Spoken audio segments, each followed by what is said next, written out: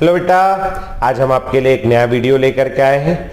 इस वीडियो को देखिए। वीडियो अगर अच्छा लगता है तो वीडियो को लाइक करें, हमारे चैनल को सब्सक्राइब करें, घंटी वाला आइकन दबाएं, वीडियो को अपने दोस्तों के साथ शेयर करें। ठीक है, बहुत सारी अगर आपको कोई क्वेरी आती है, कुछ भी प्रॉब्लम होती है तो कमेंट में शेयर करें। आपकी कोई डिमांड है, कोई हेल्प चाहिए हमसे तो कमेंट में शेयर करें। डिस्क्रिप्शन में हमारे टेलीग्राम चैनल का लिंक है, वो चैनल के लिंक में जाकर के उसको ज्वाइन करिए।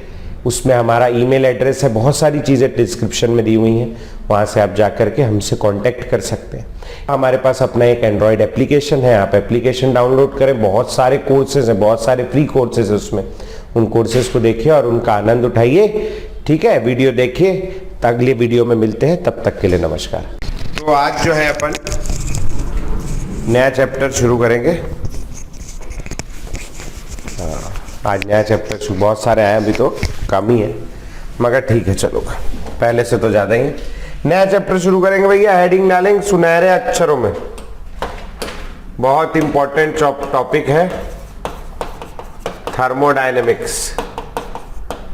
थर्मोडायनेमिक्स, ठीक है, थर्मोडायनेमिक्स।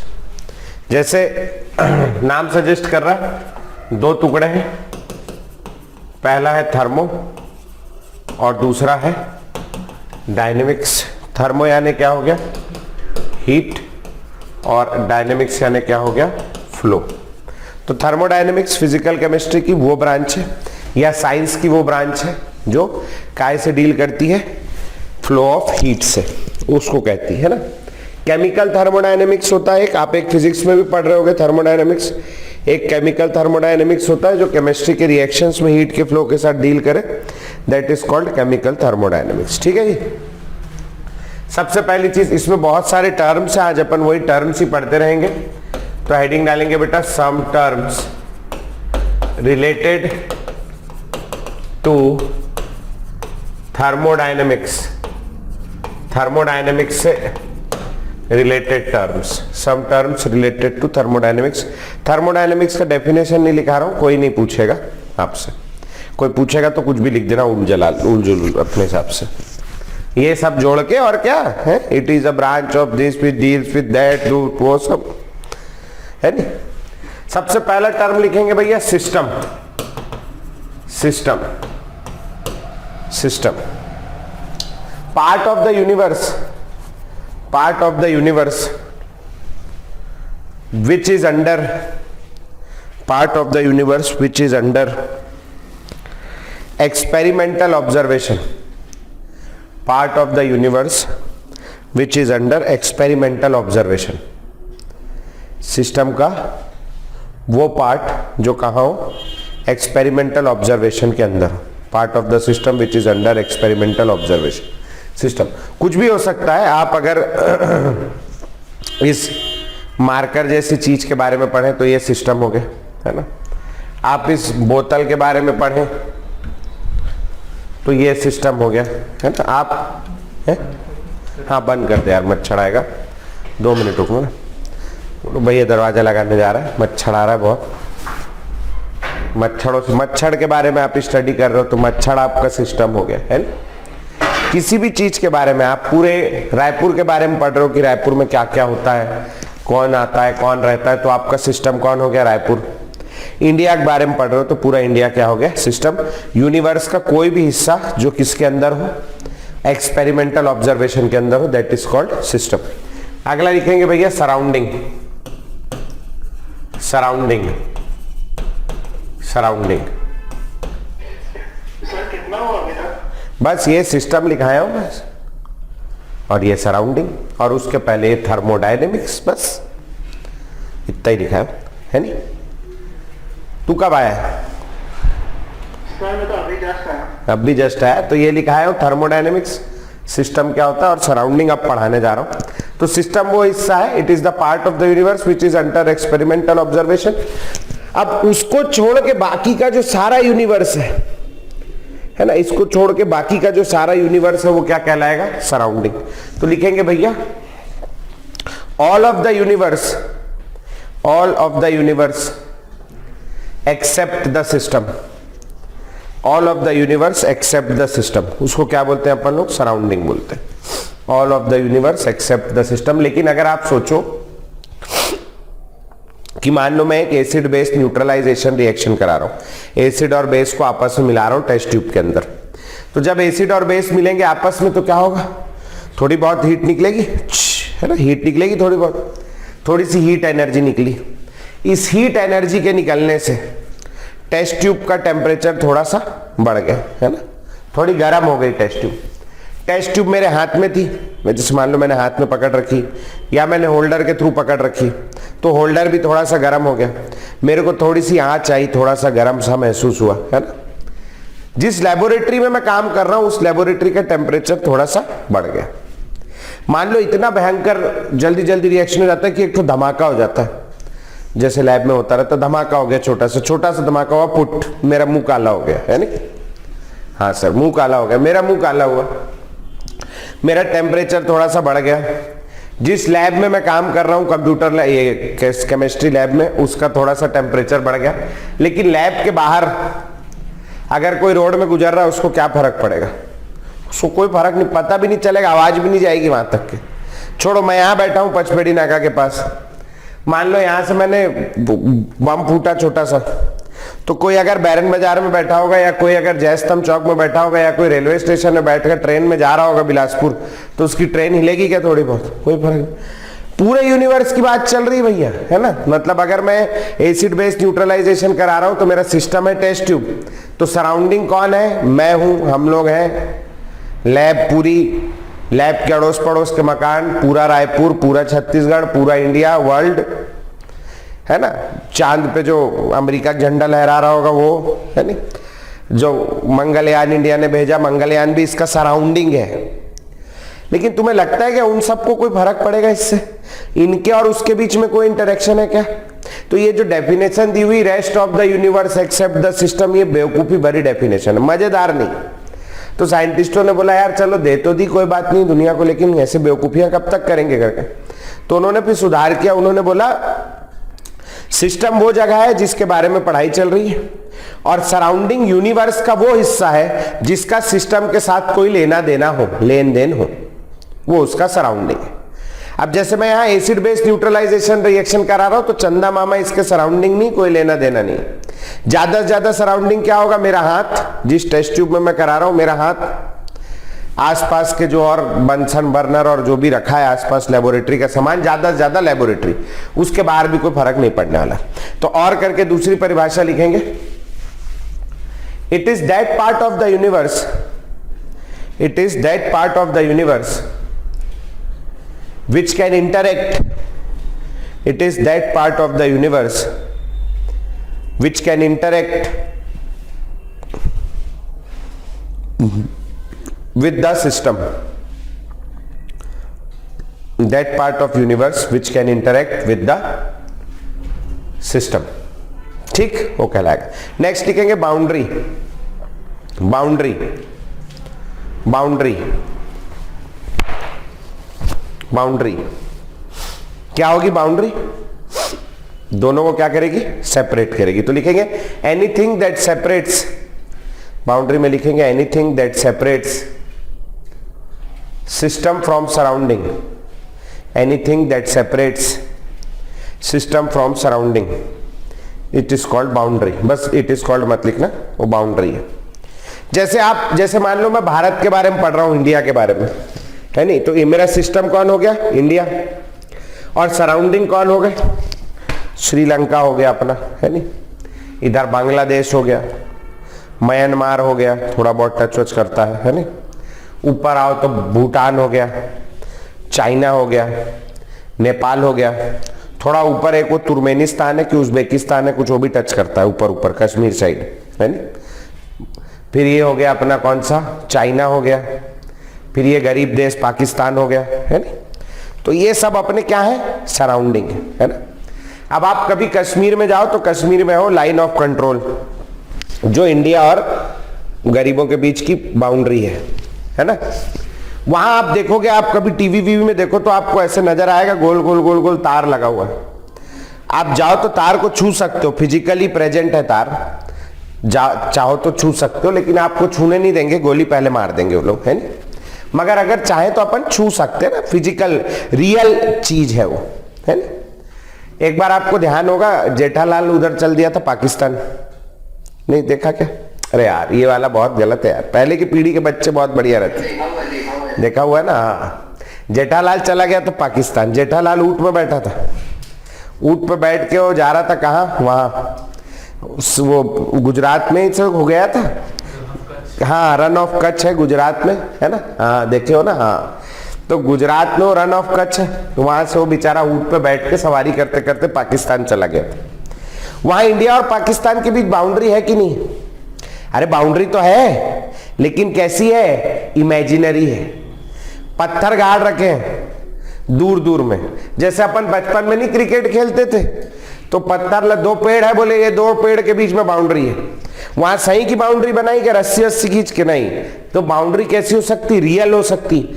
बाउंड्री कैसी हो सकती है? इमेजिनरी हो सकती। तो लिखेंगे भैया boundary can be real, boundary can be लिखो बस सबसे पहले, boundary can be number 1, boundary can be में लिखोगे नंबर 1 रियल और इमेजिनरी, रियल और इमेजिनरी, ऐसे बहुत सारे अलग अलग पढ़ने अपने को, रियल और इमेजिनरी।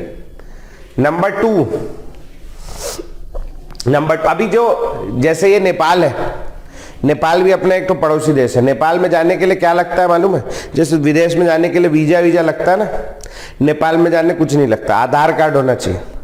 आधार कार्ड है या ड्राइविंग लाइसेंस है, कुछ भी है, वो जाने दे देते, ज्यादा रोकते नहीं नेपाल में। यहाँ तो अपना वो गोरखपुर करके एक तो सिटी है यूपी का, वहां तक ट्रेन चलती है, या अपने यहाँ से कहीं से भी, वहां गोरखपुर में बैठोगे, गोरखपुर से थोड़ा ही दूर है काठमांडू, ज्यादा दूर नहीं, गोरखपुर में बैठोगे 20 रुपए में ऑटो वाला छोड़ाता है उधर नेपाल, मतलब 20 रुपए जो भी पैसा लेता होगा, मेरे थोड़ी मैं ऑटो चलाता था पहले, मगर वो छोड़ाता है उधर।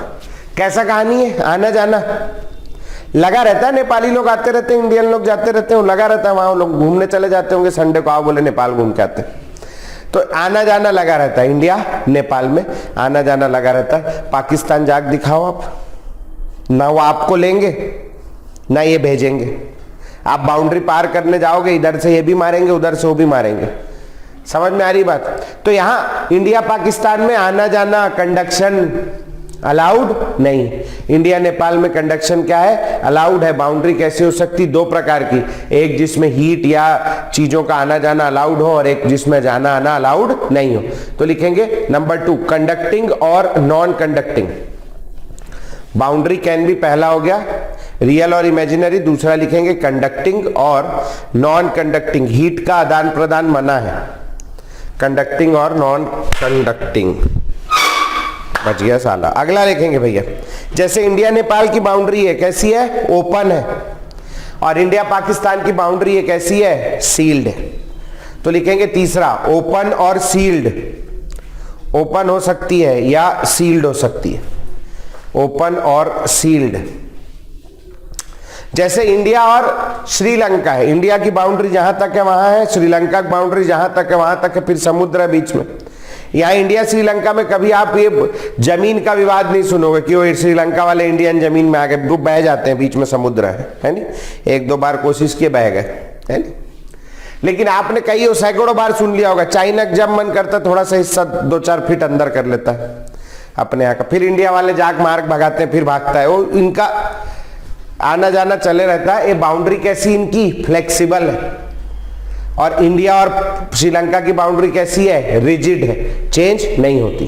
तो अगला लिखेंगे चौथा, रिजिड और फ्लेक्सिबल, रिजिड और फ्लेक्सिबल। तो ये 4 प्रकार की बाउंड्री हो सकती, 4 दूनी 8 प्रकार की। समझ में आ रही सर? सर मेरा कॉपी खत्म हो रहा है, तो अब कितने पेज का कॉपी? 200 पेज का बना ले, ठीक है? 150-200 पेज का, 50 पेज का मत बनाइए, है ना? चलो तो आगे बढ़ेंगे, ये बहुत घटिया सवाल था बाकी, चलो हाँ आगे बढ़ेंगे। अगला लिखेंगे भैया types of system, types of system, system के प्रकार। इसमें 3 सिस्टम लिखाऊंगा मैं, एक तो 11वीं के बोर्ड स्कूल की परीक्षा में आ रहा है, लिखित में ले लो। टाइप्स ऑफ सिस्टम नंबर 1 लिखेंगे भैया ओपन सिस्टम, ओपन सिस्टम, खुला काम है बिल्कुल, यहां ओपन सिस्टम। इसका बहुत बढ़िया उदाहरण है, cup T, a cup of T, cup of T, थोड़ा गंदा बन गया कप ऑफ टी, मगर ये चाय का प्याला, इसमें चाय डाल दी, थोड़ा देर खुली छोड़ दो तो चाय क्या हो जाएगी, ठंडी।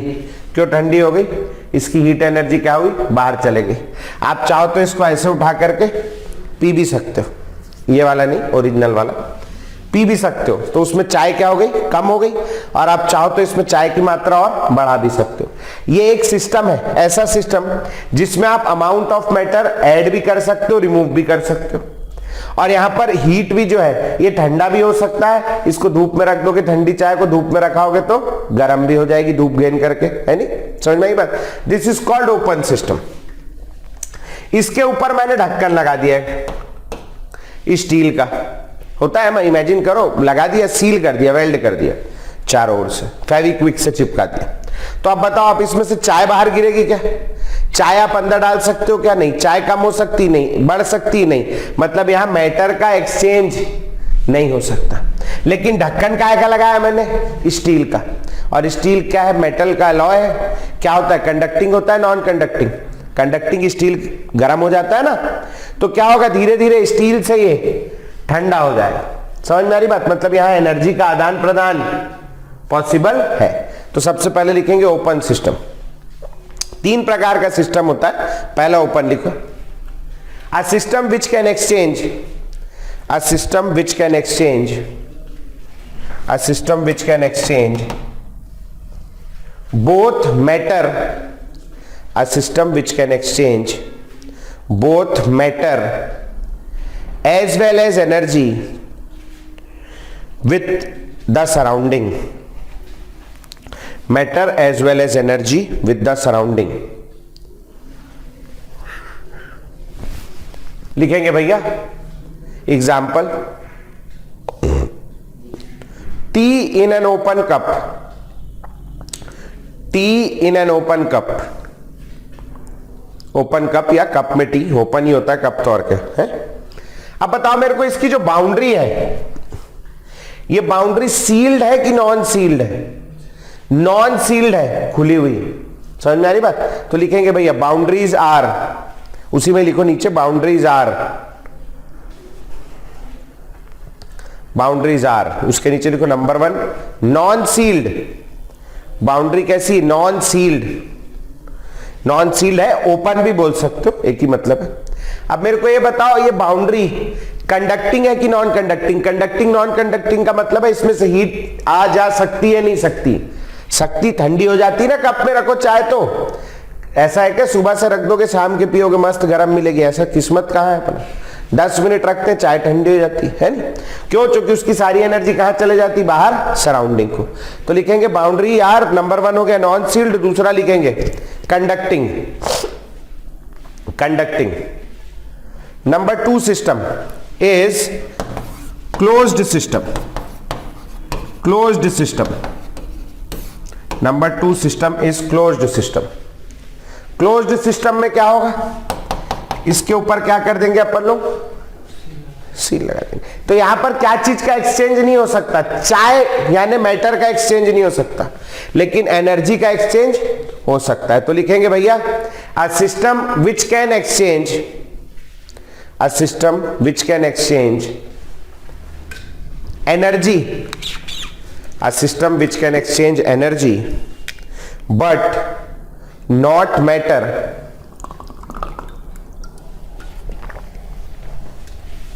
विद द सराउंडिंग, मैटर का एक्सचेंज जो ना कर पाए, not matter with the surrounding, with the surrounding. Example लिखेंगे भैया, example T in a shield cup, T in a shield cup, sealed cup में चाय, T in a shield cup. हाँ जी भैया, बाउंड्री कैसी होगी बोलो, ओपन या सील्ड, सील्ड, बहुत बढ़िया। Boundary number 1 sealed, sealed. बोलो भैया कंडक्टिंग या नॉन कंडक्टिंग, बहुत बढ़िया, कंडक्टिंग, बहुत बढ़िया, कंडक्टिंग। भाई क्या बात है, बहुत अच्छे बच्चे। अगला लिखेंगे तीसरा, और हाँ संस्कार, सील्ड, हाँ सील्ड है ना, तो नहीं नहीं, सील्ड मतलब मैटर नहीं आ जा सकता। मैंने स्टील का या लोहे का वो लगा दिया ढक्कन, सील कर दिया, वेल्ड कर दिया उसको। अब वो लोहे को मैं तवे पे रखूंगा तो वापस गर्म नहीं हो जाएगा। लोहे को आग में डालूंगा तो लोहे से हीट आ जाएगी ना, समझा? हाँ, अगला लिखेंगे तीसरा। ऐसे पूछ लिया करो, किसी को तकलीफ रहती तो। तीसरा इज आइसोलेटेड सिस्टम। तीसरा इज आइसोलेटेड सिस्टम। आजकल तो खैर जमाना अलग हो गया। पहले के जमाने में हर किसी घर में एक तो थर्मस हुआ करता था। पूछना मम्मी पापा से पहले थर्मस का क्या काम होता था। आजकल तो घर में ही लोग गरम गरम पानी पीने लगे हैं, कोरोना मैया जब से आई है ना। नहीं तो पहले क्या करते थे, थर्मस होता था, पूरे साल भर घर में रखा रहता था। जब कोई अस्पताल में भर्ती होता था ना, तब वो चाय ले जाने का काम आता था। हाँ अभी भी है, हाँ थर्मस होता था एक अलग से, जिसको खोलो ऊपर से तो चाय वाय निकलती थी। चाय मतलब है, हाँ अभी काढ़ा रखते हैं आजकल, पहले वो रखते थे उसमें। तो वो मेरे चाय थी। अब उसमें क्यों रख के ले जाते थे थर्मस? थर्मस में चाय क्यों ले जाते? क्योंकि एक तो चाय गिरती नहीं, खुला कप लेके कहां दौड़ेगा आदमी। खुला कप लेके दौड़ रहा, पूरा गंजी लेके दौड़ रहा, बोले आज छान लेता हूं तेरे सामने। अस्पताल में नहीं अच्छा लगता ना, थर्मस में डाल के ले जाता है, क्योंकि वो गिरती नहीं है, मतलब मैटर का एक्सचेंज नहीं हो सकता। दूसरा, थर्मस में ही क्यों रखते हैं, स्टील के डब्बे में क्यों नहीं रख के ले जाते? क्योंकि थर्मस में क्या रहती है, वो ज्यादा देर तक गर्म रहती है। आइडियल थर्मस एग्जिस्ट नहीं करता, लेकिन अगर आइडियल थर्मस होगा तो उसमें हीट का आना जाना नहीं होगा, हीट का एक्सचेंज वहां अलाउड नहीं है। तो लिखेंगे भैया आइसोलेटेड सिस्टम, जिसमें ना तो हीट का एक्सचेंज होगा और ना ही मैटर का एक्सचेंज होगा। तो लिखेंगे भैया system which can neither exchange matter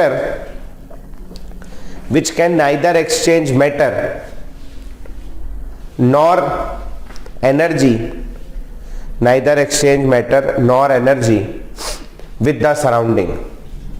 ना तो मैटर ना ही energy with the surrounding. Example लिखेंगे भैया, एग्जाम्पल लिखेंगे क्या? Tea in a thermos flask, tea in a thermos flask, tea in a thermos flask. अगला लिखेंगे भैया boundaries.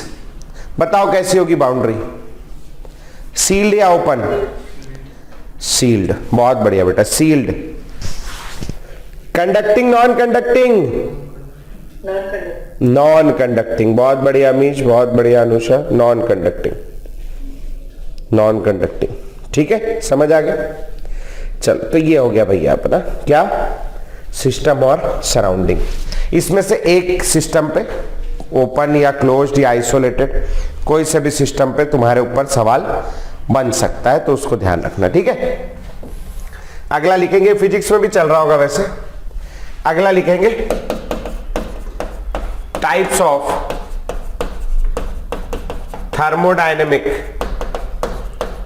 Processes, types of thermodynamic processes. ये बहुत बढ़िया है, टाइप्स ऑफ थर्मोडायनेमिक प्रोसेसेस। सबसे पहली प्रोसेस इज आइसोकोरिक।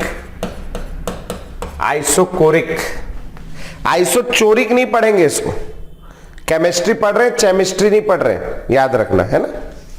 आइसोकोरिक, इसी को बोलते हैं आइसोवॉल्यूमिक। अब इसमें ज्यादा ज्ञान देने की जरूरत नहीं। क्या प्रोसेस होगी जिसमें आइसो यानी क्या होता है, सेम। आइसोवॉल्यूमिक यानी क्या सेम होगा, वॉल्यूम। तो लिखेंगे a process in which volume remains constant. Volume remains constant, volume constant लिख लो बस, तुम तो गोली मारो। वॉल्यूम कांस्टेंट है, V कांस्टेंट है, इसका क्या मतलब है, V1 बराबर V2, इनिशियल वॉल्यूम बराबर फाइनल वॉल्यूम।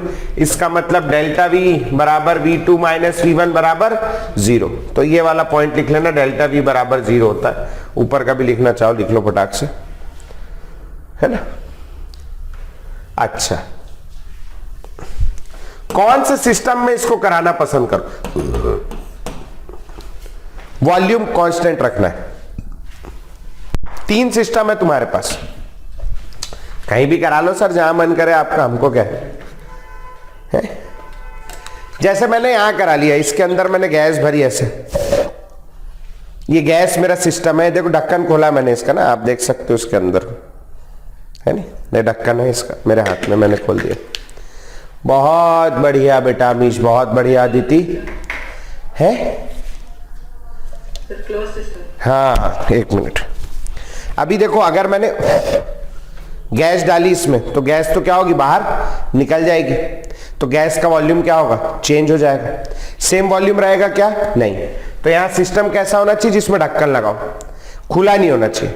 मतलब ढक्कन लगे वाला सिस्टम कौन कौन सा है, क्लोज्ड और आइसोलेटेड, दोनों चलेगा। ठीक है, तो लिखेंगे सिस्टम यूज्ड, उसी में लिखो नीचे सिस्टम यूज्ड, क्लोज्ड और आइसोलेटेड, क्लोज्ड और आइसोलेटेड। बाउंड्री कैसी होनी चाहिए सर, अगर क्लोज हुआ तो फिर अगर हीट बढ़ गया उसमें रिएक्शन में तो फिर वॉल्यूम तो बढ़ेगा। कैसे बढ़ेगा वॉल्यूम, अच्छा गैस का, गैस अपन थर्मोडायनेमिक्स जैसे गैस के लिए बात कर रहे हैं, इसमें मैंने गैस भरी अभी, बंद कर दिया, तो गैस कितना वॉल्यूम ऑक्यूपाई करेगी, सारा का सारा। अब आप इसको गर्म करोगे तो गर्म करोगे तो भी गैस का वॉल्यूम कितना रहेगा, इतना ही तो रहेगा, बढ़ेगा थोड़ी, क्योंकि गैस तो पूरा कंटेनर का ही वॉल्यूम ऑक्यूपाई, कंटेनर थोड़ी फूलेगा। तो लिखेंगे भैया क्या, सबसे पहला सिस्टम क्लोज्ड या आइसोलेटेड। बाउंड्री बहुत बढ़िया भैया, सील्ड, बहुत बढ़िया। बाउंड्री कैसी होनी चाहिए, सील्ड, ओपन नहीं होनी चाहिए। बाउंड्री लिखेंगे सील्ड। कंडक्टिंग होनी चाहिए, नॉन कंडक्टिंग होनी चाहिए, कि दोनों ही चल जाएगी, दोनों ही चल जाएगी, है ना, बहुत बढ़िया, दोनों चल जाएगी, क्योंकि एक में वो कंडक्टिंग है, एक में नॉन कंडक्टिंग है। ठीक है, ये हो गया। दूसरा लिखेंगे भैया, दूसरा number 2, isobaric process. Isobaric process, isobaric process, बोलो भैया आइसोबारिक यानी, बार यानी क्या, प्रेशर, बार का यूनिट है, प्रेशर का। तो आइसोबारिक, मैं इसको पढ़ता हूं आइसोबारिक, भार यानी क्या, प्रेशर। मेरी जिंदगी में बहुत भार है, बहुत प्रेशर है नहीं, शराब का बहुत भार है, वो बात अलग है ना। आइसोबारिक यानी क्या होगा, बोलो, आइसो यानी सेम और भार यानी प्रेशर। तो ऐसे लिख लेना आइसोबारिक, और नीचे लिख लेना सेम प्रेशर। और अगर आपसे कोई पूछेगा 1 नंबर का आएगा तो लिख लेना process which carries out under conditions of a constant pressure, ऐसे टाइप का। थोड़ा अंग्रेजी एक्सेंट में बोल दोगे तो पूरा नंबर मिल जाएगा, है। यहां डेल्टा पी बराबर क्या होगा, बोलो, 0, क्योंकि चेंज नहीं हो रहा, डेल्टा पी बराबर 0 होगा। अब मेरे को यहां सोच के बताना कैसा सिस्टम लोगे, ओपन क्लोज्ड आइसोलेटेड। ऐसा नहीं है कि रिपीट भी हो सकता है, ऐसा कुछ नहीं। ओपन क्लोज्ड आइसोलेटेड, एक जन का है आइसोलेटेड, और कोई, हाँ संस्कार क्या बोला, सुना नहीं मैं, अच्छा बोला ही नहीं, क्लोज्ड, क्लोज्ड और आइसोलेटेड, बहुत बढ़िया। हाँ आइसोलेटेड, बहुत बढ़िया। तो यहां क्लोज्ड है ना, क्लोज्ड और आइसोलेटेड।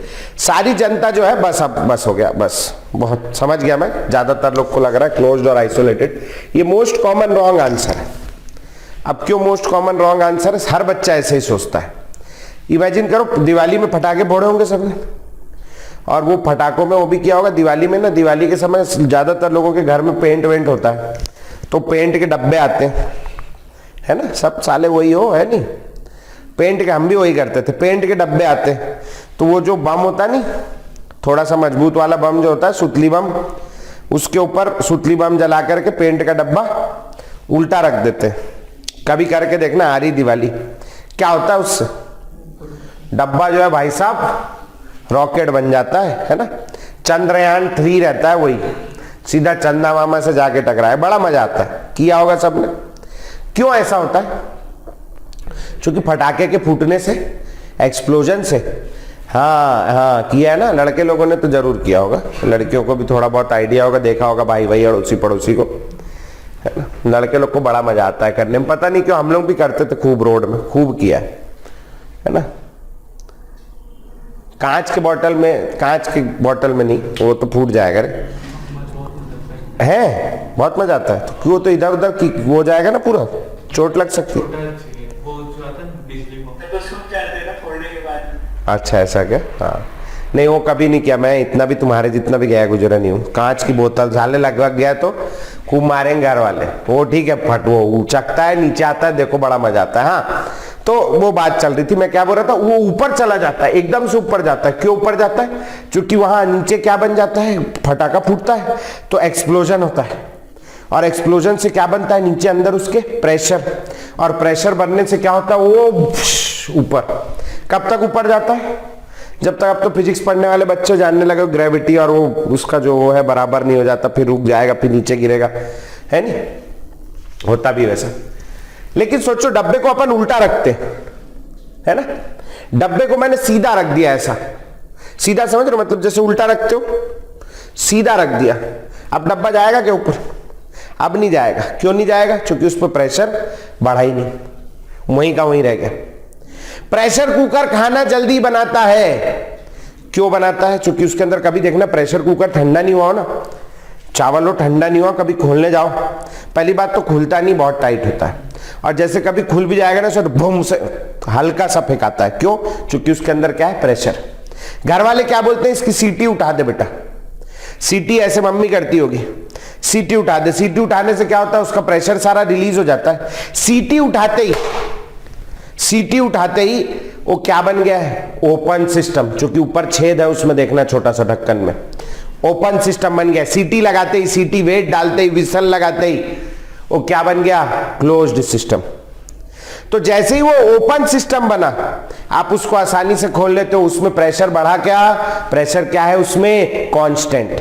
तो प्रेशर अगर कांस्टेंट रखना है तो उसके लिए सिस्टम क्लोज्ड ही नहीं होना चाहिए। सोचो मेरा मुंह है, बंद कर दिया मैंने, क्लोज्ड सिस्टम, क्या हुआ, अंदर प्रेशर बढ़ गया।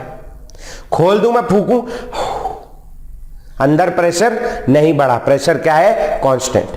तो प्रेशर कांस्टेंट कहां रहेगा, ओपन सिस्टम में, ना कि क्लोज्ड सिस्टम में।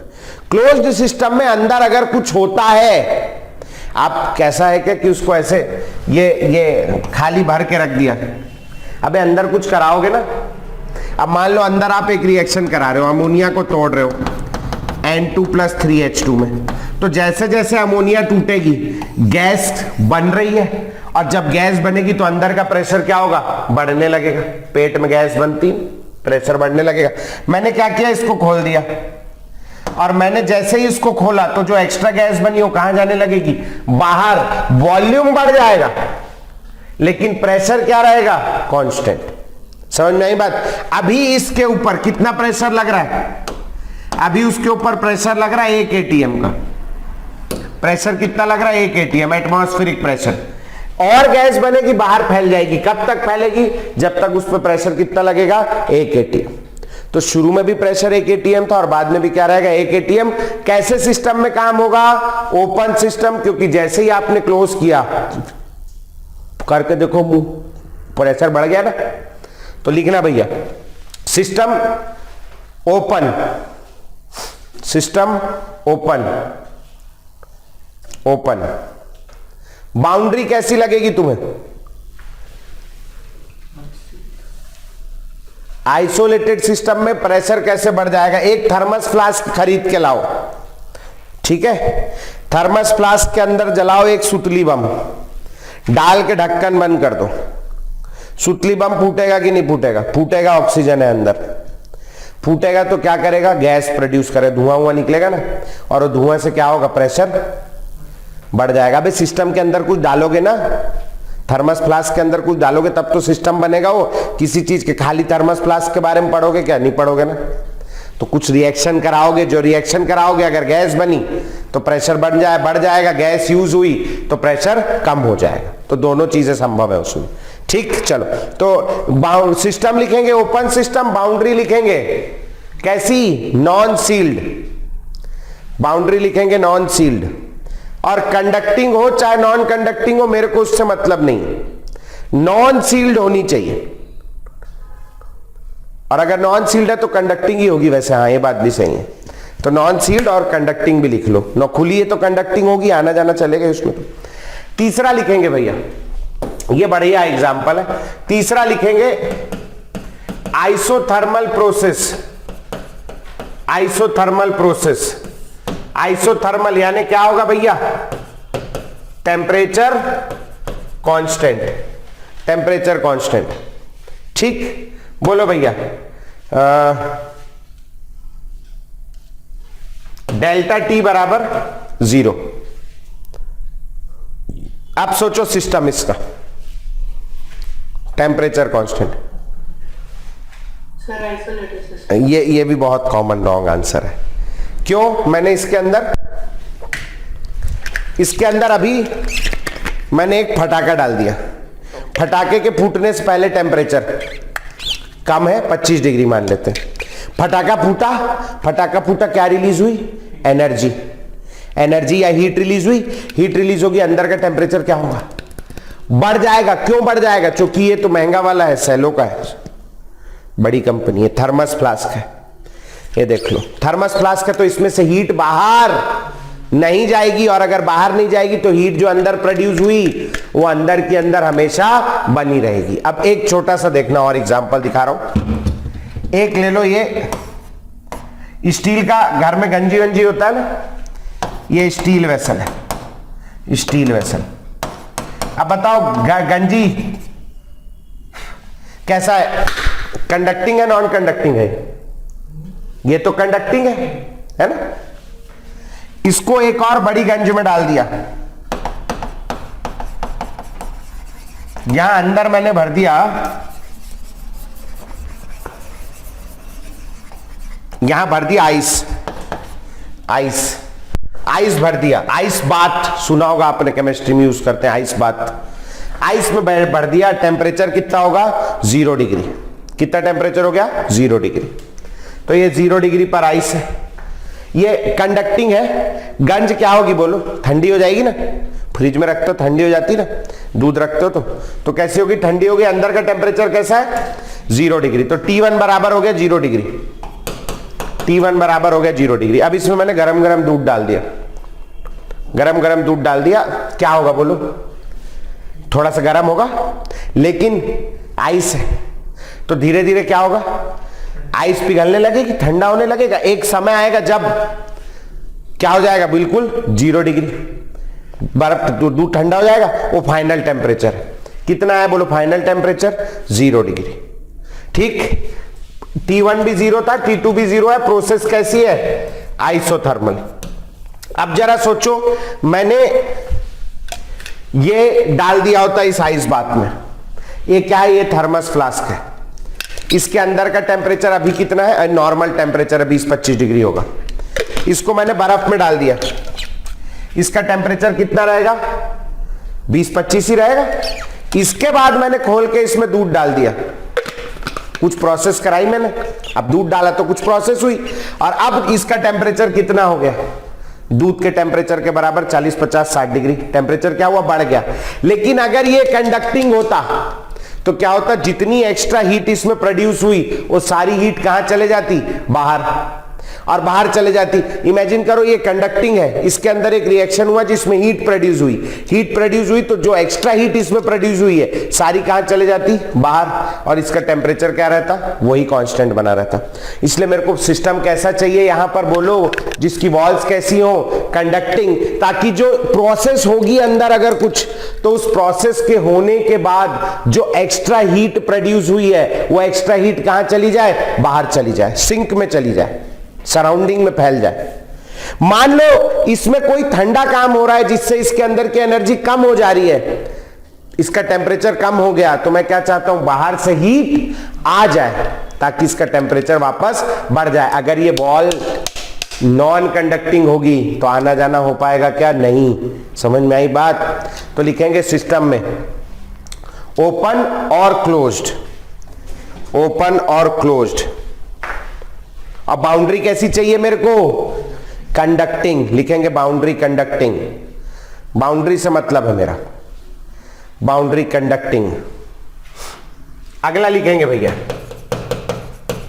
एडियाबैटिक प्रोसेस, फिजिक्स में सुना होगा एडियाबैटिक, बहुत पढ़ाते हो लोग। एडियाबैटिक प्रोसेस क्या होता है? हीट का एक्सचेंज नहीं होता। तो लिखेंगे भैया a process in which no exchange of heat, a process in which no exchange of heat takes place, no exchange of heat takes place between the system and the surrounding. No exchange of heat takes place between the system and the surrounding. बोल दो कौन सा system लोगे इसमें? Heat exchange नहीं होना चाहिए। हाँ, इस बार आइसोलेटेड लेंगे। बहुत बढ़िया बेटा।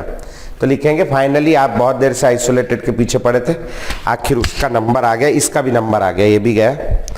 लिखेंगे भैया सिस्टम आइसोलेटेड, डेल्टा क्यू बराबर 0 होगा, है ना। सिस्टम लिखेंगे कैसा? आइसोलेटेड। और बाउंड्री कैसी होनी चाहिए? कंडक्टिंग या non conducting? Non conducting. Boundary लिखेंगे non conducting, non conducting boundary होनी चाहिए। ठीक, अगला हेडिंग डालेंगे भैया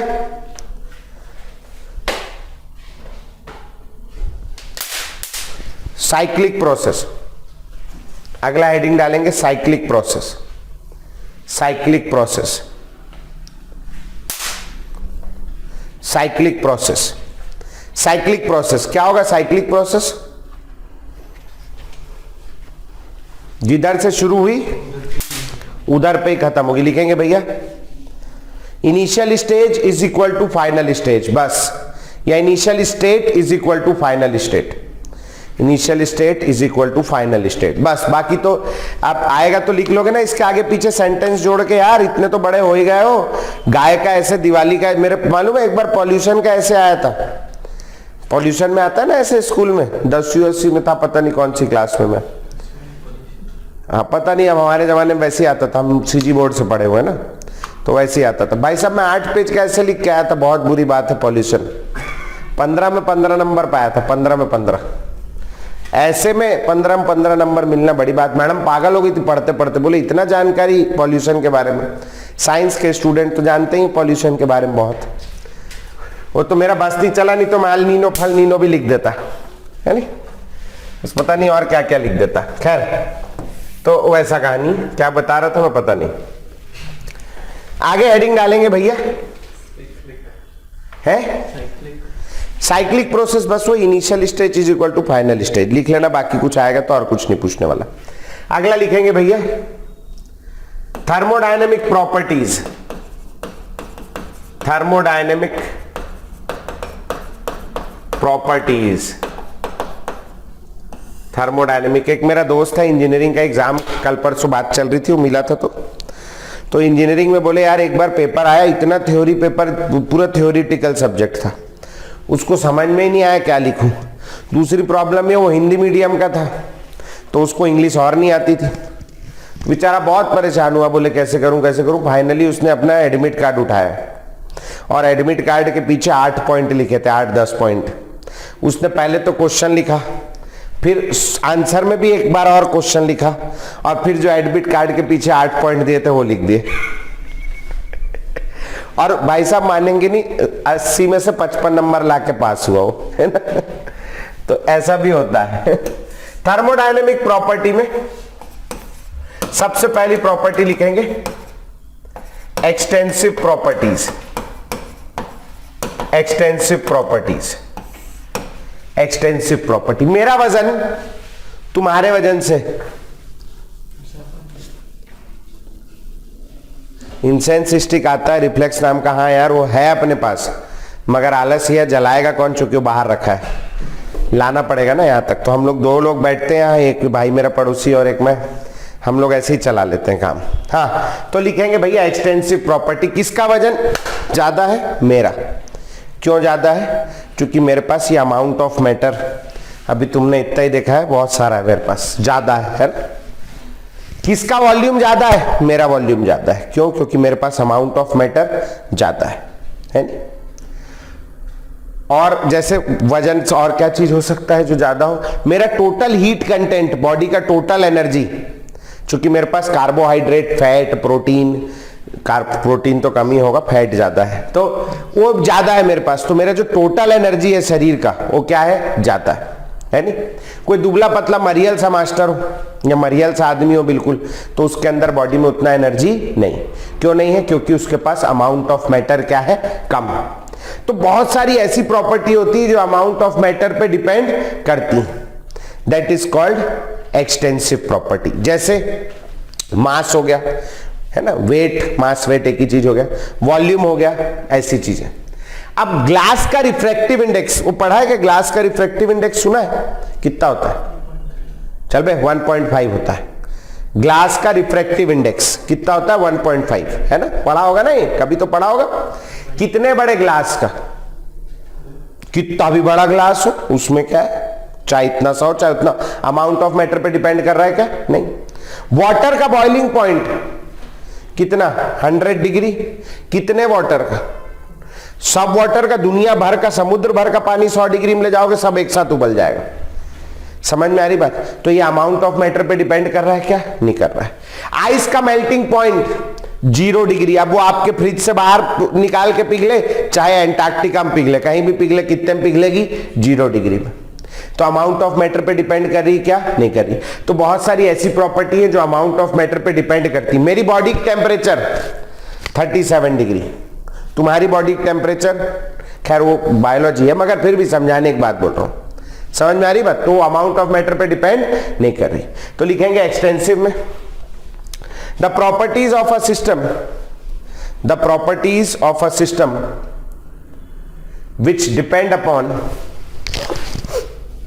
which depend upon the amount of matter, which depend upon the amount of matter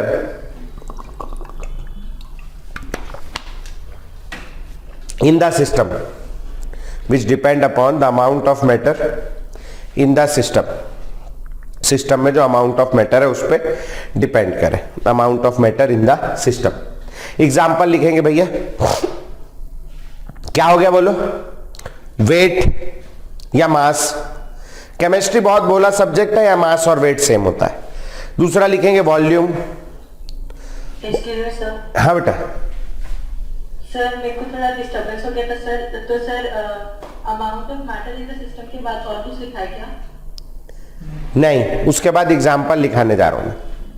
yes sir. Example लिखना, वेट, वेट, ये वेट का स्पेलिंग ठीक है क्या? हाँ देख लेना जो भी है। वेट, वॉल्यूम, मेरे को वीट टाइप का दिख रहा था इधर से। Weight, volume. एक छोटी सी लकड़ी है मेरे पास, इतनी बड़ी, इसको मैं जलाने वाला हूं, इससे जो हीट निकलेगी उसको बोलते हैं एंथैल्पी। इसके अंदर का जो हीट कंटेंट है दैट इज कॉल्ड एंथैल्पी। इतनी बड़ी लकड़ी है। और एक मेरे पास वो एवरग्रीन फॉरेस्ट होते ना, देखे होंगे वहां बड़े, वो नीलगिरी के पेड़, खूब बड़े बड़े लंबे लंबे 50-50 फीट ऊंचे पेड़, वैसा पेड़ का पूरा ट्रंक, पूरा तना जलाने वाला हूं। किसमें ज्यादा हीट रिलीज होगी? उसमें। क्यों उसमें ज्यादा हीट रिलीज होगी? क्योंकि उसके पास अमाउंट ऑफ मैटर क्या है? ज्यादा। तो ये जो हीट कंटेंट है बॉडी का उसको बोलते हैं एंथैल्पी। तो एंथैल्पी भी किस पे डिपेंड कर रही भैया? अमाउंट ऑफ मैटर पे। तो लिखेंगे अगला एंथैल्पी। एंथैल्पी का स्पेलिंग लिख लेंगे, एंथैल्पी। दूसरा लिखेंगे भैया internal energy. Internal energy, internal energy, ये सब इस चैप्टर में पढ़ने वाले हैं। Enthalpy, internal energy. Internal energy यानी टोटल एनर्जी। जैसे मान लो मेरे पास एक ये बोतल है, इस बोतल में मैंने पानी भर दिया। एक ये बोतल है, इस बोतल में भी मैंने पानी भर दिया। किस में ज्यादा पानी आएगा? इसमें। तो इसका वजन ज्यादा है ही, इसका वॉल्यूम ज्यादा दिख ही रहा है तुम्हें। दूसरी चीज, इसके अंदर पानी के मॉलिक्यूल ज्यादा होंगे, और ज्यादा मॉलिक्यूल होंगे तो उन मॉलिक्यूल के न्यूक्लियस ज्यादा होंगे, उनमें ज्यादा न्यूक्लियर एनर्जी होगी, उनमें ज्यादा इलेक्ट्रॉन होंगे, उनमें ज्यादा इलेक्ट्रॉनिक एनर्जी होगी, उसमें ज्यादा मॉलिक्यूल इधर से उधर घूम रहे होंगे, उनमें ज्यादा काइनेटिक एनर्जी होगी, इनमें, क्योंकि इसका अमाउंट ऑफ मैटर क्या है? ज्यादा। समझ में आई बात? अगला लिखेंगे एंट्रोपी। ए एंट्रोपी का स्पेलिंग लिख लो, ENTROPY, एंट्रोपी। ब्रैकेट में लिख लेना degree of disorderness, degree of disorderness.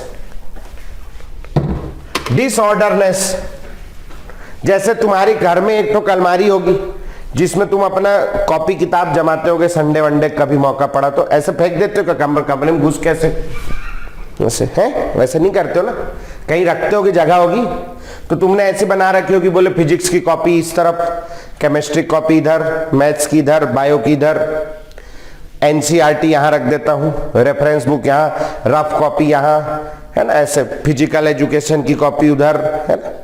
ये तुमने संडे को जमाया बढ़िया सुंदर सा।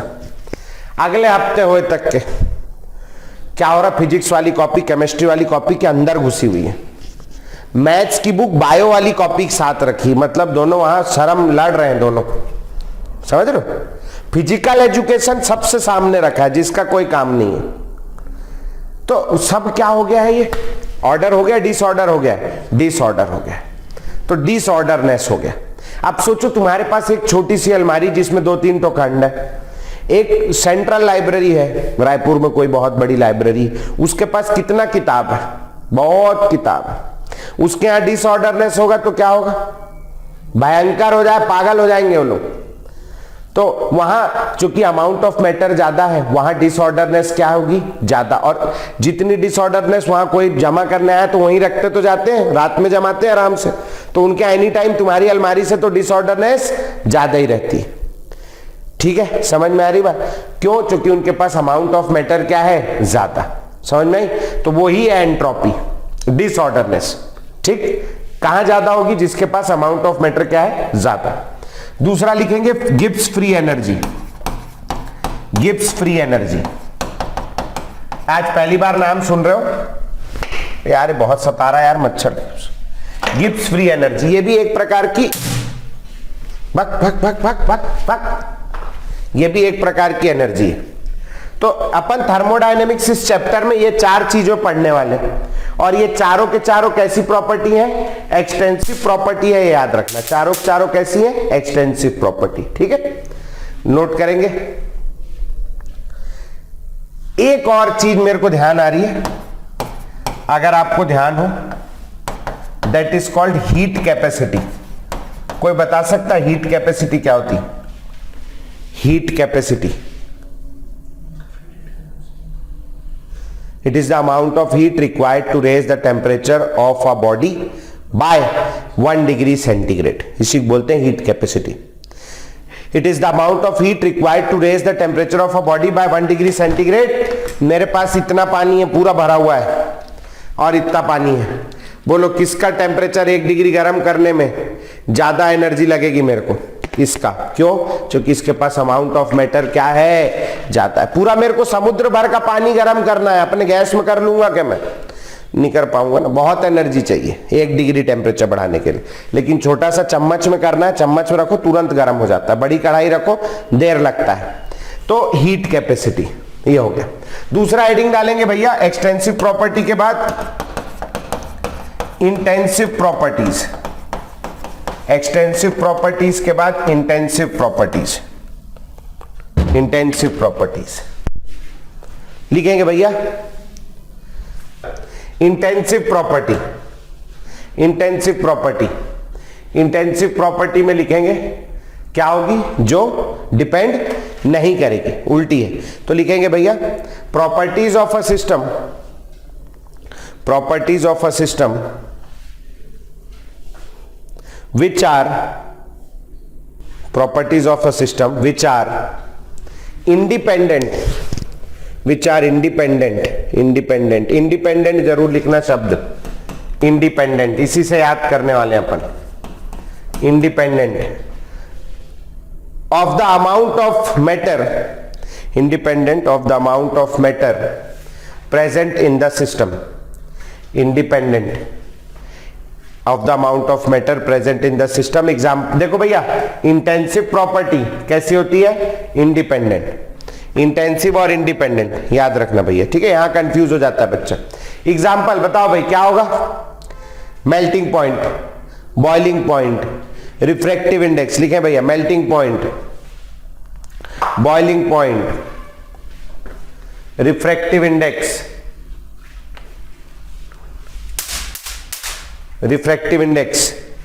और वाटर की डेंसिटी कितनी होती? 1 ग्राम पर ml। कितने वाटर की? कितना भी वाटर हो, अमाउंट ऑफ मैटर पे डिपेंड कर रहा है क्या? नहीं कर रहा। तो लिखेंगे डेंसिटी, डेंसिटी एक होता है स्पेसिफिक हीट कैपेसिटी, सुना है क्या? हीट कैपेसिटी का भाई होता है स्पेसिफिक हीट कैपेसिटी। क्या होता है? Any idea? It is the amount of heat required to raise the temperature of 1 gram of a body by 1 degree centigrade। 1 ग्राम घुस जाता है उसमें, याद आ रहा होगा। तो 1 gram of a body by 1 degree centigrade. मेरे पास ये है और ये है, दोनों का टेम्परेचर 1 डिग्री से बढ़ाना है, इसमें ज्यादा एनर्जी लगेगी। 1 डिग्री से बढ़ाना है दोनों का, इसमें ज्यादा लगेगी। क्यों? क्योंकि इसके पास अमाउंट ऑफ मैटर क्या है? ज्यादा। एक ऐसी प्रॉपर्टी हो गई एक्सटेंसिव, पीछे पढ़ा था ये, this is called heat capacity. अब मैंने दोनों में से 1 चम्मच में 1-1 ग्राम पानी निकाल लिया। अब बताओ किसमें ज्यादा हीट लगेगी? दोनों में क्या लगेगी? बराबर। दोनों की हीट कैपेसिटी क्या आई भैया? सेम। जबकि दोनों का अमाउंट ऑफ मैटर क्या है? अलग अलग। तो लिखेंगे दूसरा, अगला मतलब specific heat capacity, specific heat capacity, specific heat capacity. समझ में आ गया भैया? तो दीज आर इंटेंसिव प्रॉपर्टी। अगला लिखेंगे भैया, ये हो गया एक्सटेंसिव और इंटेंसिव प्रॉपर्टी। इस पे भी स्कूल में सवाल पूछता है भैया, स्कूल के लिए इंपॉर्टेंट है। आज की क्लास स्कूल के लिए बहुत इंपॉर्टेंट है और नीट के लिए बहुत ज्यादा इंपॉर्टेंट है ना।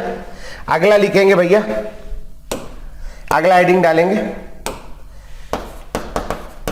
State of a system,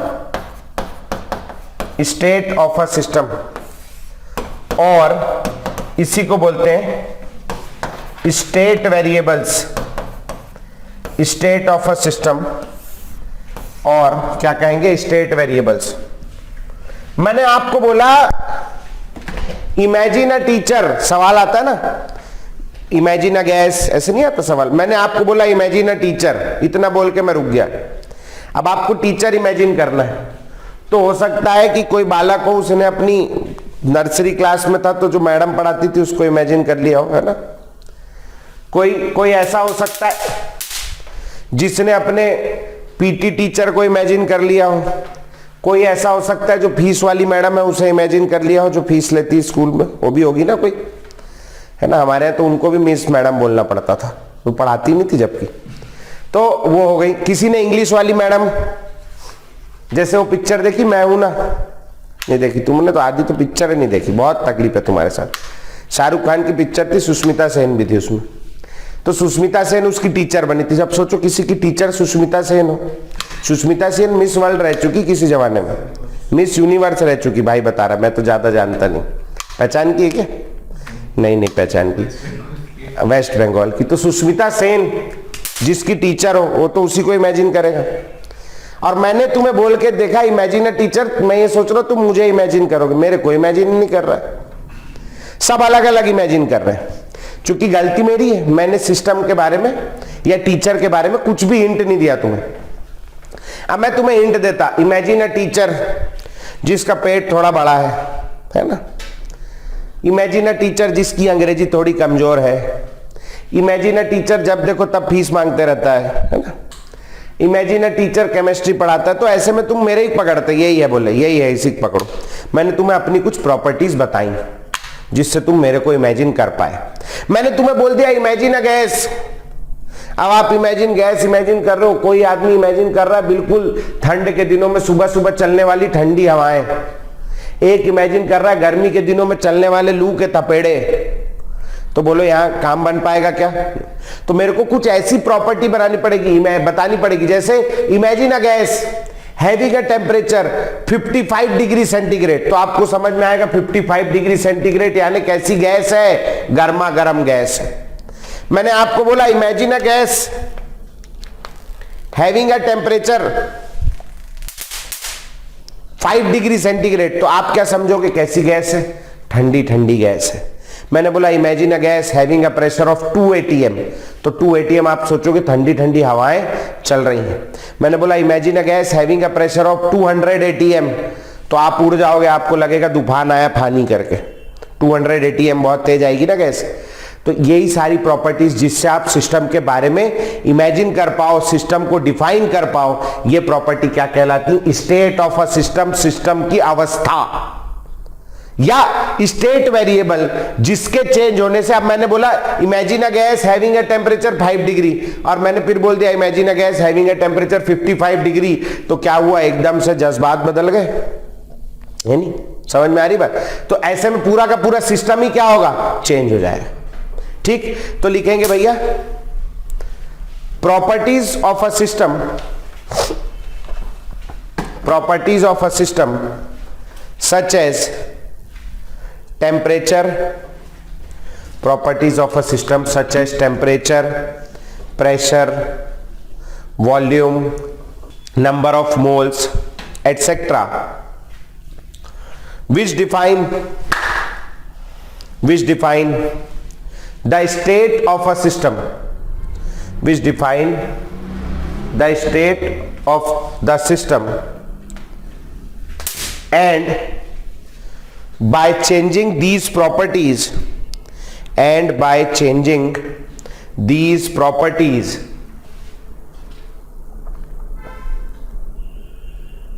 state of the system is changed, state of a system is changed।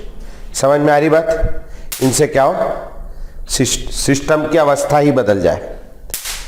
समझ में आ रही बात? अगला लिखेंगे भैया, अगला लिखेंगे state function, state function and path function, state function and path function. सबसे पहला हेडिंग डालेंगे इसके अंदर स्टेट फंक्शन। हर एक डेफिनेशन इंपॉर्टेंट है, हर एक स्कूल की परीक्षा के लिए। स्टेट फंक्शन, इमेजिन करो एक 20 मंजिल की बिल्डिंग है, ऊंची है बिल्डिंग, लिफ्ट तेरी बंद है नहीं? आपको जाना है ऊपर, कैसे जाओगे? नहीं जाएंगे, मैं तो नहीं जाऊंगा, मगर ऊपर कोई हो जिससे मिलना हो तो आदमी कैसे जाएगा? सीढ़ी से जाएगा। सीढ़ी से कैसे गया? 20 मंजिल चढ़ के गया सीढ़ी से, ऊपर पहुंचे तक क्या हो जाएगा, है? ऊपर पहुंचे तक ऊपर चले जाएगा। 20 मंजिल मजाक है क्या? पागल हो जाएगा चढ़ते चढ़ते। अभी एक केस तो यह है 20 मंजिल की बिल्डिंग में सीढ़ी चढ़ के जा रहा है, और दूसरा केस यह है 20 मंजिल की सीढ़ी में लिफ्ट का बटन दबा के जा रहा है। बोलो कहां आसानी से पहुंच जाएगा? लिफ्ट से। दोनों ही केसेस में displacement from the ground same आएगा कि अलग अलग आएगा? डिस्प्लेसमेंट फ्रॉम द ग्राउंड क्या आएगा? सेम आएगा। डिस्प्लेसमेंट फ्रॉम द ग्राउंड कह लो या हाइट कह लो, क्या आएगी? सेम। लेकिन work done by there legs, ये एक क्या आएगा? सेम आएगा, डिफरेंट आएगा? डिफरेंट आएगा। समझ में आई बात? जैसे होता है ना डिस्टेंस और डिस्प्लेसमेंट। डिस्प्लेसमेंट किस पे डिपेंड करता है? डिस्प्लेसमेंट डिपेंड करता है केवल इनिशियल और फाइनल स्टेट पे। ऐसे जाओ, ऐसे जाओ, ऐसे जाओ या ऐसे जाओ, हर बार डिस्टेंस डिस्प्लेसमेंट क्या आएगा? सेम। काय पे डिपेंड करता है? Only on the initial and final state, not on the path taken. जबकि डिस्टेंस किस पे डिपेंड करेगा? डिस्टेंस डिपेंड करेगा on the initial and final state as well as the path taken, path पे डिपेंड करेगा। समझ में आई? तो लिखेंगे state function. Properties of a system, properties of a system which depend, properties of a system which depend only upon, which depend only upon the initial and final state, only upon the initial and final state of the system and not upon the path taken, not upon the path taken। मैं बटवा नहीं लाया क्या अपना? बटवा भूल गया। Imagine करो एक बटवा है, मेरा ही बटवा है, मैं लाया नहीं अभी, मैं कभी बताऊंगा। बटवा है और मेरी इंटरनल एनर्जी किसमें है? बटवे में है। जितना बटवा जिसका जितना ज्यादा बटवे में, समझ रहे हो ना, उसका इंटरनल एनर्जी क्या होता है उतना ज्यादा। अब मेरे बटवे में क्या क्या है ये तुम कभी नहीं जान सकते। कैसे जानोगे? मैं खोल थोड़ी ना हूं तुम्हारे सामने। लेकिन मान लो तुमने मेरे को, मैंने रोड में कहीं 50 रुपए मिला मेरे को, तो मैं तो उठा के रख लेता हूं तुरंत, सोचता भी नहीं। 50 रुपए उठा के मैंने बटवे में डाला तो मेरे बटवे की इंटरनल एनर्जी 50 रुपए से बढ़ गई।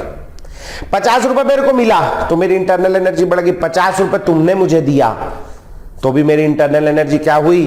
बढ़ गई। कौन से रास्ते से आया मैटर नहीं करता, केवल इनिशियल और फाइनल स्टेट पे मैटर करता है। कौन? इंटरनल एनर्जी, टोटल एनर्जी जो है। तो लिखेंगे एग्जाम्पल भैया इसका, इंटरनल एनर्जी, इंटरनल एनर्जी। अगला लिखेंगे इंटरनल एनर्जी के बाद अगला लिखेंगे एंथैल्पी।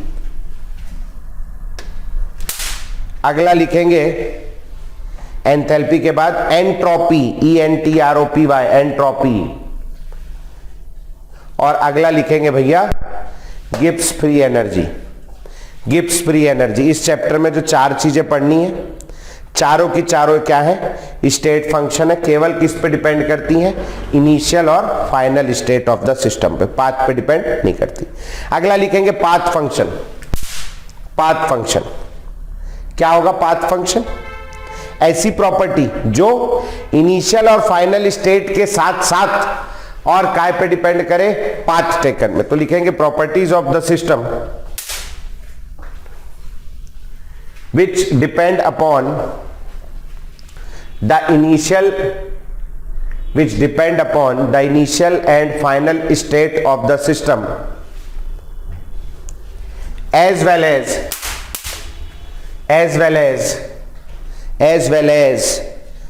the path chosen या taken, as well as the path taken। कौन सा एग्जाम्पल हो गया बताइए भैया? वर्क डन कैसा है? पाथ फंक्शन है। किस तरीके से किया जा रहा है उस पर भी डिपेंड करता है, स्मार्ट वर्क, हार्ड वर्क है। तो लिखेंगे भैया work done by your legs था ना वहां, तो लिखेंगे एग्जाम्पल में वर्क डन, एग्जाम्पल में लिखेंगे वर्क डन। और दूसरा एग्जाम्पल लिखेंगे भैया हीट, वर्क डन एंड दूसरा एग्जाम्पल लिखेंगे हीट। समझ में आया? तो अभी ऐसे तो चीजें और बची हैं लेकिन उनको कराने में टाइम लगेगा। पहले एक बार अपन फटाक से रिवीजन कर लेते हैं। आ जाओ। सबसे पहले अपन ने क्या पढ़ा? आज की पूरी थ्योरी क्लास थी। आज की क्लास में अपन ने क्या पढ़ा? सबसे पहले थर्मोडायनेमिक्स। थर्मोडायनेमिक्स को गोली मारो। थर्मोडायनेमिक्स में 2 चीजें होती हैं, एक होता है सिस्टम और एक होता है सराउंडिंग। सिस्टम यूनिवर्स का वो हिस्सा है जिसके बारे में हम एक्सपेरिमेंटली स्टडी कर रहे हैं। सराउंडिंग वो हिस्सा है, सिस्टम को छोड़ के बाकी सारा यूनिवर्स क्या कहलाता है? सराउंडिंग। लेकिन ये बहुत बेवकूफ़ी भरी डेफिनेशन है क्योंकि इसमें पूरा यूनिवर्स इंक्लूड हो रहा है जिसकी जरूरत नहीं है। तो साइंटिस्टों ने नई डेफिनेशन निकाली। क्या? सराउंडिंग यूनिवर्स का वो हिस्सा है जो सिस्टम के साथ क्या कर सकता है? इंटरेक्ट कर सकता है, कुछ लेन देन रखता है। ठीक। सिस्टम 3 प्रकार के होते हैं, open system, close system, isolated system. Open system बिल्कुल खुला काम है, हीट भी एक्सचेंज होगा और एनर्जी भी एक्सचेंज, मतलब मैटर भी एक्सचेंज होगा। ओपन सिस्टम में मैटर एक्सचेंज नहीं हो पाएगा, केवल क्या एक्सचेंज होगा? हीट एक्सचेंज होगा। और आइसोलेटेड सिस्टम में ना मैटर एक्सचेंज होगा ना हीट। आइसोलेटेड सिस्टम की बाउंड्री कैसी होगी? सील्ड होगी और नॉन कंडक्टिंग होगी। क्लोज्ड सिस्टम की बाउंड्री कैसी होगी? सील्ड होगी लेकिन कंडक्टिंग होगी। ओपन सिस्टम की बाउंड्री कैसी होगी? ओपन या नॉन सील्ड होगी और कंडक्टिंग भी होगी। थर्मोडायनेमिक प्रोसेसेस अपने 5 प्रकार की देखी। सबसे पहले आइसोकोरिक, आइसोवॉल्यूमिक, जहां वॉल्यूम कांस्टेंट रहता है। कैसा सिस्टम होना चाहिए? क्लोज्ड या आइसोलेटेड, बंद सिस्टम होना चाहिए। नेक्स्ट अपन ने आइसोबारिक देखा। आइसोबारिक में प्रेशर कांस्टेंट रहता है। कैसा सिस्टम होना चाहिए? ओपन सिस्टम, क्योंकि जो भी गैस बने सिस्टम में वो सब बाहर चली जाए। तीसरा अपन ने आइसोथर्मल प्रोसेस देखा, आइसोथर्मल प्रोसेस जिसमें टेम्परेचर कांस्टेंट होगा, बाउंड्री कैसी होनी चाहिए, कंडक्टिंग, ताकि जो भी हीट अगर यूज हो तो बाहर से आ जाए, अंदर हीट बन जाए तो बाहर चली जाए। अगला अपन ने देखा एडियाबैटिक प्रोसेस जिसमें हीट का एक्सचेंज नहीं होना चाहिए, यहां बाउंड्री कैसी होनी चाहिए, नॉन कंडक्टिंग, सिस्टम कैसा होना चाहिए, आइसोलेटेड। साइक्लिक प्रोसेस देखी, initial state is equal to क्या होगा, फाइनल स्टेट। इसके बाद अपन लोगों ने प्रॉपर्टी देखी, तो दो प्रकार की प्रॉपर्टी होती है, एक्सटेंसिव प्रॉपर्टी और इंटेंसिव प्रॉपर्टी। इंटेंसिव प्रॉपर्टी क्या होगी, जो independent of the amount of matter in the system, जैसे boiling point, melting point, refractive index, specific heat capacity, इस टाइप की। एक्सटेंसिव प्रॉपर्टी क्या होंगी, ऐसी प्रॉपर्टी होंगी जो अमाउंट ऑफ मैटर पे डिपेंड करेगी, जैसे मास, वॉल्यूम, ये सब, ठीक। और इसके बाद अपन ने क्या देखा अभी, स्टेट ऑफ द सिस्टम, जो ऐसी प्रॉपर्टी जो सिस्टम को डिफाइन करे वो कहलाती है स्टेट ऑफ द सिस्टम या स्टेट वेरिएबल। इसके बाद अपन ने देखा स्टेट फंक्शन, और फिर अपन ने देखा पाथ फंक्शन। स्टेट फंक्शन केवल इनिशियल और फाइनल स्टेज पे डिपेंड करता है, और पाथ फंक्शन इनिशियल और फाइनल के साथ साथ it also depends upon the path taken. चार चीजें इस चैप्टर में पढ़नी है अपने को, internal energy, enthalpy, entropy, Gibbs free energy. चारों की चारों एक्सटेंसिव प्रॉपर्टी है, चारों की चारों स्टेट फंक्शन है। और जो दूसरी प्रॉपर्टी आएगी अपनी कौन सी, पाथ फंक्शन जो होंगे उनमें वर्क डन और हीट आता है, ये बात याद रखनी, ठीक है। हेडिंग डाल के छोड़ेंगे अगली क्लास के लिए। कौन सी डालेंगे भैया, reversible and irreversible process. Reversible and irreversible process अगली क्लास परसों होगी। एक दो दिन अभी थ्योरी वाला पार्ट है इसमें, और फिर उसके बाद इसका न्यूमेरिकल वाला हिस्सा शुरू होगा, ठीक है। चलो, इंपॉर्टेंट चैप्टर है, क्लास नहीं मिस करेंगे। आज के लिए इतना ही, नमस्कार, अगली क्लास में मिलते हैं, तब तक के लिए बाय बाय।